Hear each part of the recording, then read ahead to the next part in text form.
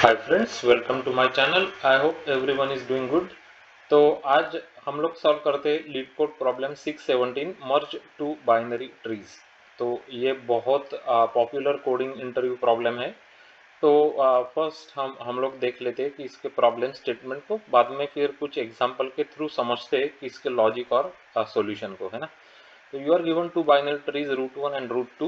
Imagine that when you put one of them to cover the other, some nodes of the two trees are overlapped while the others are not, right?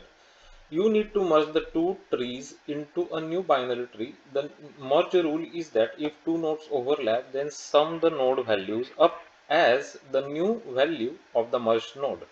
Okay. Otherwise, the not null node will be used as the node of the new tree. Return merge tree. Note that the merging process must start from the root nodes of both trees. ठीक है, तो ये है हमारा problem statement. हम लोग समझते हैं एग्जांपल के थ्रू। मैक्सिमम 2000 नोड्स हो सकते हैं ट्री में, और नोड के वैल्यूज निगेटिव भी हो सकते हैं, -10⁻⁴ टू +10⁴ के बीच में हो सकते हैं। तो देखते हैं कि क्या बोल रहा है। एक एग्जांपल लेते हैं यहाँ पे। तो क्या बोल रहा है कि दो ट्रीज दिए हुए हैं आपको। ये एक ट्री हो गया आपका, ये दूसरा ट्री हो गया। तो बोल रहा है कि रूट से स्टार्ट करो और इनको मर्ज करो। इनको मर्ज करो। तो मर्ज कैसे करना है? अगर ओवरलैपिंग नोड से, मतलब ये रूट, ये अगर मैं कॉपी करके एक दूसरे के ऊपर रखता हूँ तो ओवरलैप हो जाएंगे ना ये नोड। ये वन नोड और टू नोड ओवरलैप होंगे ना एक दूसरे के ऊपर। तो उसको ऐड करने को बोल रहा है बेसिकली। 1+2 करना है बेसिकली, 1+2। तो यहाँ पे 3 हो जाएगा यहाँ पे, है ना। अभी यहाँ पे देखते हैं, ये नोड है 3, ये इसके ऊपर ओवरलैप होगा 1 के ऊपर। तो 3+1 कितना हो जाएगा? 4 हो जाएगा। ओके, ये तो समझ में आ रहा है ना। ये यहाँ पे ये नोड 2 जो है वो 3 के ऊपर ओवरलैप होएगा इधर। तो 2+3 हो जाएगा 5 आपका। यहाँ तक तो समझ में आ गया क्लियरली, है ना। इसमें तो कुछ स्पेशल नहीं। अभी ये चीज़ देख लेते हैं कि 3 जो नोड है इसके लेफ्ट साइड में 5 है, लेकिन 1 जो नोड है इसके लेफ्ट साइड में तो कुछ है ही नहीं यहाँ पे। तो जब ओवरलैप करेंगे तो ये 5 जो नोड है वो आपको वैसे का वैसा लगाना पड़ेगा यहाँ पे, है ना। ये समझ में आ गया क्या? ये 5 जो नोड है वो ऐसे का ऐसे यहाँ पे लगाना पड़ेगा, क्योंकि कुछ है नहीं। अभी राइट साइड को अभी और एक देख लेते हैं यहाँ पे, है ना। राइट साइड को यहाँ पे कुछ है नहीं, लेकिन राइट साइड को यहाँ पे 4 नोड है। तो 4 नोड को आप राइट साइड में लगा देंगे यहाँ पे। ये 4 नोड जो है वो, है ना। ये तो समझ में आ गया। उसके बाद 3 के राइट को 7 है, 2 के राइट को तो कुछ है नहीं। तो 7 जो नोड है इसको यहाँ पे राइट साइड में आप लगा देंगे, है ना। और लेफ्ट साइड में कुछ होएगा नहीं, क्योंकि दोनों के लेफ्ट में इधर भी कुछ नहीं है, 3 के भी लेफ्ट में कुछ नहीं है। तो वो छोड़ देंगे वैसे ही, मतलब, है ना। समझ में आ गया क्या बोल रहा है वो? तो इस तरीके से दो ट्रीज को मर्ज कराने को बोल रहा है। ओके, तो अभी आपको प्रॉब्लम स्टेटमेंट तो क्लियरली समझ में आ गया करने को क्या है, मतलब वो। तो ओके, तो आप सॉल्व कैसे करेंगे इसको? हम लोग यूज कर लेंगे BFS, bread first search use कर लेंगे इसको। BFS यूज करते हैं इसके लिए, और क्यूज यूज कर लेंगे। और जब भी हमको दोनों नोड मिल रहे हैं ओवरलैपिंग, तब उसको ऐड कर लेंगे, है ना। दोनों नोड जब मिलते हैं ओवरलैपिंग तब ऐड कर लेंगे। अगर दोनों नहीं मिलते हैं तो हमको ये जो लॉजिक मैंने आपको समझाया वो इम्प्लीमेंट करके मैं आपको दिखा देता हूँ, और उसके थ्रू ही आपको मैं समझा दूंगा कि कैसे उसको हैंडल करना है ना। किस चीज़ को हैंडल करना है, जैसे मतलब कि 3 का लेफ्ट को 5 है, 1 के लेफ्ट को कुछ नहीं है। तो ये जो 5 है वो यहाँ पे जाके लग जाना चाहिए बेसिकली, क्योंकि इसका कुछ एडिशन करने के लिए तो कुछ है नहीं ना। लेकिन वो छोड़ नहीं सकते 5 नोड, क्योंकि 5 नोड तो यहाँ पे है ना 5। तो इसलिए 5 को इधर लगाना पड़ेगा। सिमिलरली इसके राइट को कुछ है नहीं, लेकिन इसके राइट को 4 है, तो 4 को इसके राइट में लगा देना पड़ेगा। तो ये मैं आपको अभी समझाता हूँ BFS कैसे इम्प्लीमेंट करेंगे इसके लिए। ओके, तो इसको हटा देते 1 मिनट में। चलो आप ही देखते हैं अपना कोड। तो ये है अपना जावा सोल्यूशन। तो मर्ज ट्रीज है, तो 2 रूट्स दिए गए अपने को, है ना, ट्री नोड्स के। अभी रूट 1 अगर नल है तो क्या करेंगे आप? डायरेक्ट रूट 2 को पास कर देंगे, रिटर्न कर देंगे, क्योंकि रूट 1 में तो कुछ है ही नहीं ना। तो सेम ही रहेगा, फिर रूट 2 के जैसा ही हो गया ना वो ट्री। अच्छा, और रूट 2 अगर नल है तो रूट 1 को रिटर्न कर देना, मतलब दूसरे ट्री में कुछ है ही नहीं, तो पहले वाला ही जैसे ही दिखेगा ना वो। समझ में आ गया? ओके। उसके बाद क्यू बना लिया, लिंक लिस्ट। मतलब अभी क्यू में क्या होल्ड करेगा ये? ये होल्ड कर रहा है array of tree nodes. Array है ये, वो एरे है। ओके, क्यों एरे है? क्योंकि दो एलिमेंट्स अपने को होल्ड कराने हैं ना, दो एलिमेंट्स होल्ड कराएंगे आप। क्यू में एक 1 भी डालेंगे, क्यू में 2 भी डालेंगे, मतलब दो दो चीजें डालेंगे आप वहां पे, इसलिए वहां पे ट्री नोड का एरे है। वो आपको मैं यहाँ पे दिख जाएगा आपको, ये Q dot offer tree node का एरे। रूट 1 और रूट 2 दो नोड्स लगेंगे ना आपको, दोनों नोड आपको ऐड करने पड़ेंगे इधर इस क्यू में। ओके है ना, क्योंकि दो ट्रीज है ना, समझ में आ गया? ओके, अभी while Q is not empty, अभी बीएफएस में चालू हो गया हमारा। अभी यहाँ पे हम लोग लिख लेते हैं एक सेकंड में आपकी क्लैरिटी के लिए कि बीएफएस अभी स्टार्ट हो गया। Okay, Q is not empty, तो हम लोग जो करंट ट्री नोड का एरे है उसको निकालेंगे। 0th पोजीशन में क्या मिलेगा आपको? T1 मिलेगा, और 1 पोजीशन में क्या मिलेगा? T2 मिलेगा। दो नोड्स मिलेंगे, जैसे एक एक मिल गया आपको T1 में, और दूसरे T2 में मिल गया दो दो नोड्स मिल गए ना आपको। अभी दो दो नोड है तो अपने को ऐड करनी पड़ेंगी वैल्यूज। तो वैल्यूज क्या करेंगे आप? जैसे 1+2 करके आपने ये 3 बोल दिया ना, 1+2 करके, तो मैं क्या करूंगा अभी कि T1 dot value is equal to T1 dot value plus T2 dot value करूंगा। मैं जो फर्स्ट वाला ट्री है ना उसी को रीयूज कर रहा हूँ, मैं नया वाला ट्री नहीं बनाऊंगा, मैं उसी को रीयूज कर लूंगा ना, क्या कोई ज़रूरत नहीं है नया ट्री बनाने की। तो मैंने यही किया, फिर T1 डॉट वैल्यू को T1 value plus T2 value करके बोल दिया, ठीक है।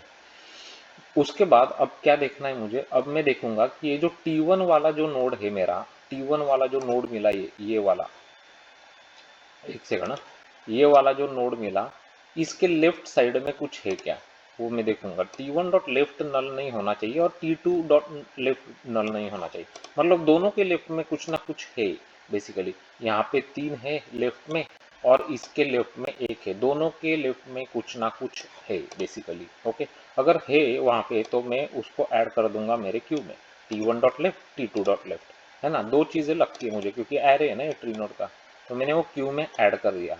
सही बात है ना, क्योंकि वो दोनों अवेलेबल है इसीलिए मैं ऐड कर रहा था उसको। ओके, लेकिन ऐसे भी हो सकता है कि वो जो T1 का लेफ्ट साइड है यहाँ पे कुछ है ही नहीं, ऐसे हो सकता है ना कि T1 का जो लेफ्ट साइड है इसमें कुछ है ही नहीं।